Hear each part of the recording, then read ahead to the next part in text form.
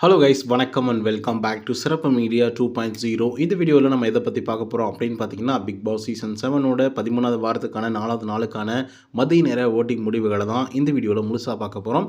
So இந்த வீடியோக்கு போகிறதுக்கு முன்னாடி வழக்கம் போல் சப்ஸ்கிரைப் பண்ணாதவங்க சப்ஸ்கிரைப் பண்ணி வச்சுக்கோங்க. பக்கத்தில் ஒரு பெல் ஐக்கான் இருக்கும், அதையும் ப்ரெஸ் பண்ணி ஹாலில் போட்டுக்கோங்க. அப்போ தான் நாங்கள் அப்டேட் பண்ணுற ஒவ்வொரு விஷயங்களுக்கு நோட்டிஃபிகேஷன் வந்து சேரும்.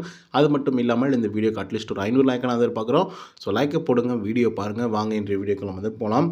இந்த வாரத்தில் 7 பேர் வந்து நாமினேட் ஆகியிருக்காங்க. இந்த 7 பேரில் யார் எந்தெந்த பொசிஷனில் இருக்காங்க, யார் எவ்வளோ பர்சன்டேஜ் ஆஃப் ஓட்டிங்ஸ் வாங்கியிருக்காங்க, யாரெல்லாம் மேலே போயிருக்காங்க, யாரெல்லாம் கீழே வந்திருக்காங்க அப்படிங்கிறத ஒன் பை ஒன்னாக விலாவரியாக வந்து பார்த்துடலாம். அண்ட் நம்பர் 1 பொசிஷனில் யார் இருக்காங்க அப்படின்னு பார்த்தீங்கன்னா, நம்மளோட தினேஷ் அவர்கள் தான் வந்து இருந்துகிட்ருக்காரு. அவர் வாங்கிய ஓட்டுகளோட எண்ணிக்கை அப்படின்னு பார்த்தீங்கன்னா 1,67,607 ஓட்டுகளாகும். பர்சன்டேஜ் வைஸ் அப்படின்னு சொல்லி பார்க்கும்போது 21.45% காலை நேர முடிவின் போது வந்து இருந்தார். இப்போ வந்து பார்த்திங்க அப்படின்னா 21.26% வந்து இருந்துகிட்ருக்காரு தினேஷ் அவர்கள். இந்த வாரத்தோட தொடக்கத்தில் 24.82% ஆரம்பித்து நம்மளோட தினேஷ் அவர்கள் இப்போ 21.26% வந்து இருந்துகிட்ருக்காரு.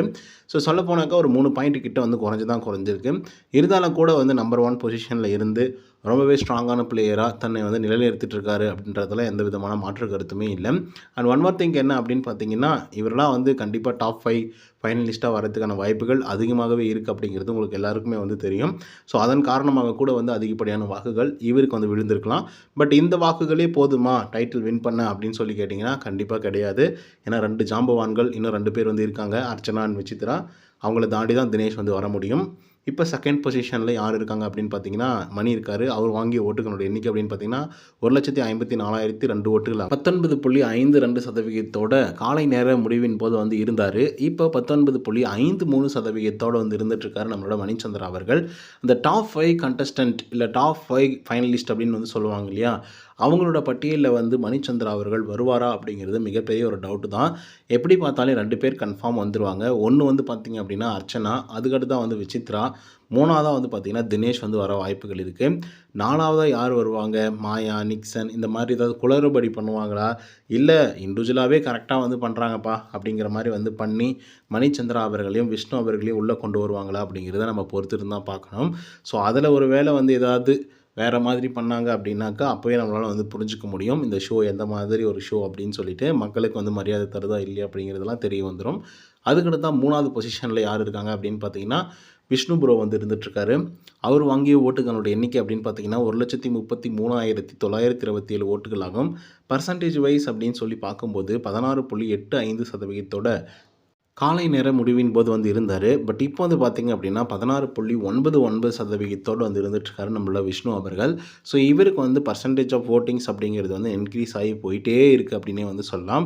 மணிச்சந்திரா அவர்களுக்கும் அதாவது 2வது பொசிஷனுக்கும் 3வது பொசிஷனுக்கும் இடைப்பட்ட ஓட்டிங்ஸ் எவ்வளோ அப்படின்னு பார்த்தீங்கன்னா கிட்டத்தட்ட ஒரு 19,000 வாக்குகள் வந்து வித்தியாசத்தோடு வந்து இருந்துகிட்ருக்காங்க மணிச்சந்திராவுக்கும் விஷ்ணுவுக்கும். அந்த 19,000 வாக்குகளை கடந்தால் தான் இவர் செகண்ட் பொசிஷனுக்கு வந்து போக முடியும். பட் அதெல்லாம் நடக்குமா அப்படின்னு சொல்லி கேட்டிங்கன்னா நடக்கும். பட் இப்போ வந்து பார்த்திங்க அப்படின்னா அதுக்கான வாய்ப்புகள் வந்து இல்லை அப்படின்னு தான் வந்து சொல்லி ஆகணும். ஏன்னா மணிச்சந்திராவுக்கும் இவருக்கும் ஏகப்பட்ட வாக்குகள் வந்து வித்தியாசம் இருக்குது. அந்த 19,000 வாக்குகள் மட்டும் இல்லாமல் அதுக்கு மேலே அதிகப்படியான வாக்குகள் வந்து வாங்கினா மட்டும்தான் இவரால் வந்து செகண்ட் பொசிஷனில் தொடர்ந்து வந்து நிலைச்சு நிற்க முடியும். ஸோ அதன் காரணமாக விஷ்ணு அவர்கள் 3rd பொசிஷன்லேயே தான் வந்து இருப்பார். அதுக்கடுத்தா 4th பொசிஷனில் அன்எக்ஸ்பெக்டடாக நம்ம ரவீனா அவர்கள் காலையிலேருந்து வந்து இருந்துகிட்ருக்காங்க. அவங்க வாங்கிய ஓட்டுகளோட எண்ணிக்கை அப்படின்னு பார்த்தீங்கன்னா 95,878 ஓட்டுகளாகும். பர்சன்டேஜ் வைஸ் அப்படின்னு சொல்லி பார்க்கும்போது 11.85% காலை நேர முடிவின் போது வந்து இருந்தாங்க. பட் இப்போ வந்து பார்த்திங்க அப்படின்னா 12.16% வந்து இருந்துகிட்ருக்காங்க ரவீனா அவர்கள். ஸோ இந்த வாரத்தோட தொடக்கத்தில் ரவீனா அவர்கள் கடைசி பொசிஷனில் வந்து ஆரம்பித்தாங்க. எப்படி பார்த்தாலும் ரவீனா அவர்கள் வந்து எவிக்ட் ஆகிடுவாங்க, அவங்களோட சேர்த்து மாயாவோ இல்லை நிக்சனோ எவிக்ட் ஆகுவாங்க அப்படிங்கிற மாதிரி தான் ஓட்டிங் அனலைசிஸே வந்து இருந்தது. அதுக்கப்புறம் டோட்டலாக வந்து சேஞ்ச் பண்ணி விட்டாங்க. நம்ம ரவீனா அவர்கள் அதிகப்படியான வாக்குகளை வந்து வாங்க ஆரம்பித்து ஒரு சூப்பரான ஒரு பர்ஃபார்மன்ஸை வந்து பண்ணி ஓட்டிங்ஸில் ஒரு நல்ல இடத்தையும் வந்து பிடிச்சிருக்காங்க அப்படின்னு சொன்னால் அவங்களால நம்ப முடியும். ஏன்னா அதுதான் வந்து நடந்துகிட்ருக்கு.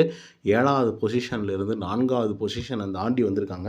சொல்லப்போனால் மாயா, நிக்சன், விஜய் வர்மாவெல்லாம் கீழே தட்டி விட்டு மேலே வந்திருக்காங்க. ஸோ அதனால் ரவீனா அவர்களுக்கு மிகப்பெரிய ஒரு பிக் அப்ளாஸை வந்து கொடுத்துருவோம். அதுக்கடுத்தா 5th பொசிஷனில் யார் இருக்காங்க அப்படின்னு பார்த்தீங்கன்னா விஜய் வர்மா வந்து இருக்கார். அவர் வாங்கிய ஓட்டுகளோட எண்ணிக்கை அப்படின்னு பார்த்தீங்கன்னா 90,946 ஓட்டுகளாகும். பர்சன்டேஜ் வைஸ் அப்படின்னு சொல்லி பார்க்கும்போது 11.79% காலை நேர முடிவின் போது வந்து இருந்தார். பட் இப்போ வந்து பார்த்திங்க அப்படின்னா 11.54% வந்து இருந்துகிட்ருக்காரு நம்மளோட விஜய் வர்மா அவர்கள். ஸோ இவரை பொறுத்தவரையிலும் இந்த வாரத்தோட தொடக்கத்தை ஆரம்பிக்கும் போது வந்து 3வது பொசிஷனில் வந்து ஆரம்பிச்சிருந்தாலும் கூட இப்போ வந்து பார்த்திங்கன்னா 5th பொசிஷனில் வந்து இருக்காங்க. சொல்லப்போனால் விஷ்ணு இருக்கார் இல்லையா, விஷ்ணு விஜய் அவர் வந்து கீழே தள்ளி மிதிக்க ஆரம்பித்தார். அதுக்கப்புறம் ரவீனா அவர்களும் வந்து பார்த்திங்கன்னா விஜய் அவர்களை மெரிக்க ஆரம்பித்து மேலே போயிட்டாங்க. ஸோ அதன் காரணமாக விஜயால் எழவே முடியாத ஒரு சுச்சுவேஷன் வந்து பார்த்திங்கன்னா இப்போ வரைக்கும் வந்து இருந்துகிட்ருக்கு. இப்போ ரவீனாவுக்கும் விஜய்க்குமே வந்து பார்த்திங்கன்னா ஏகப்பட்ட வித்தியாசம் இருக்குது. கிட்டத்தட்ட வந்து 5,000 வாக்குகள் வந்து வித்தியாசம் இருக்குது. ஸோ ஒருவேளை அவர் வந்து மறுபடியும் 4th பொசிஷனுக்கு போகணும் அப்படின்னு நினச்சா கூட 5,000 வாக்குகளை தாண்டி அவர் அதிகப்படியான வாக்குகள் வாங்கினா மட்டும்தான் போக முடியும். அதுக்கடுத்தான் 6th பொசிஷனில் நிக்சன் அவர்கள் வந்து இருக்காங்க. அவங்க வாங்கி ஓட்டுகளோட எண்ணிக்கை அப்படின்னு பார்த்தீங்கன்னா 78,052 ஓட்டுகளாகும். பர்சன்டேஜ் வைஸ் அப்படின்னு சொல்லி பார்க்கும்போது 9.9% காலை நேர முடிவின் போது வந்து இருந்தாங்க நம்மளோட நிக்சன் அவர்கள். இப்போ வந்து பார்த்திங்க அப்படின்னா 9.9% தான் வந்து இருந்துகிட்ருக்காரு. அப்படின்னா என்ன அர்த்தம் அப்படின்னு பார்த்தீங்கன்னா ஒவ்வொரு 6 மணி நேரத்துக்கும் அவருக்கு எவ்வளோ வாக்குகள் வருமோ அவ்வளே வாக்குகள் தான் வந்து பார்த்திங்கன்னா இப்போ வரைக்கும் வந்துட்டுருக்க தவிர, மற்றபடி பார்த்திங்கன்னா சடனாக வந்து ஒரு சிலருக்கு வந்து அதிகப்படியான வாக்குகள் விழும். சடனாக கொஞ்சம் நாட்களுக்கு வந்து பார்த்திங்கன்னா கம்மியான வாக்குகள் விழும். ஸோ அந்த மாதிரி வந்து எந்த விதமான பூஸ்டப்பும் இல்லாமல் நிதானமாக பொறுமையாக அதே லெவலில் வந்து இருந்துகிட்ருக்காரு நிக்சன் அவர்கள். ஸோ இதெல்லாம் இவருக்கு மிகப்பெரிய ஒரு பாதிப்பாக அமைய வாய்ப்புகள் இருக்குது. பட் இவர் தப்பிக்கிறதுக்கான வாய்ப்புகளும் வந்து இருக்குது. அது என்ன வாய்ப்புகள் அப்படின்னு பார்த்தீங்கன்னா TTF, ticket to finale task. So இதை எதுக்காக சொல்கிறேன் அப்படின்னு பார்த்தீங்கன்னா மென்ஷன் பண்ணி அவருக்கு ஆல்ரெடி வந்து 4 பாயிண்ட் இருக்குது. இன்னும் ஒரு 10 பாயிண்ட் 4 பாயிண்ட் இன்னொரு 4, 5 பாயிண்ட் எடுத்தால் கூட வந்து பார்த்திங்கன்னா வாய்ப்புகள் இருக்குது டிடிஎஃப் வின் பண்ண. பொறுத்து வந்து பார்ப்போம், நாளைக்கு தெரிஞ்சிடும். அதுக்கடுத்தா 7th பொசிஷனில் யார் இருக்காங்க அப்படின்னு பார்த்தீங்கன்னா மாயா இருக்காங்க. அவங்க வாங்கிய ஓட்டுகளோட எண்ணிக்கை அப்படின்னு பார்த்தீங்கன்னா 67,979 ஓட்டுகளாகும். பர்சன்டேஜ் வைஸ் அப்படின்னு சொல்லி பார்க்கும்போது 8.64% காலை நேர முடிவின் போது வந்து இருந்தாங்க. பட் இப்போ வந்து பார்த்திங்க அப்படின்னா 8.62% வந்து இருந்துகிட்ருக்காங்க நம்மளோட மாயா அவர்கள். ஒரு நல்ல வாக்குகள் தான் விழுந்திருக்கு கண்டிப்பாக மாயாவுக்கு, அப்படி தான் நம்ம வந்து சொல்லி ஆகணும். என்னடா சொல்கிறேன், அவங்க கடைசி பொசிஷனில் வந்து இருக்காங்க, இருந்தாலும் நீ இப்படி சொல்கிறே அப்படின்னு சொல்லி நீங்கள் கேட்கலாம். இது எதுக்காக சொல்கிறேன் அப்படின்னு பார்த்தீங்கன்னா மாயா அவர்கள் ஆரம்ப காலகட்டத்தில் பெருசாக வந்து நாமினேஷனில் வந்ததில்லை. அப்படியே வந்தாலும் வந்து பார்த்திங்க அப்படின்னா முதல் டைம் வரும்போது மாயாவுக்கு ஓட்டே இல்லை, சுத்தமாக இல்லை. அப்படின்ற போது வந்து பிக்பாஸ் அவர்களே காப்பாற்றும் வகையில் வந்து பவா செல்லதுரை வந்து வெளியே போயிட்டார் அப்படிங்கிற ஒரு ரீசனுக்காக எலிமினேஷன் கிடையாது அப்படிங்கிற மாதிரி வந்து சொல்லிட்டாப்புல. ஆக்சுவலாக வந்து மாயா உள்ளே இருந்ததும் ஒரு மிகப்பெரிய ஒரு முக்கியமான ஒரு விஷயம்தான்.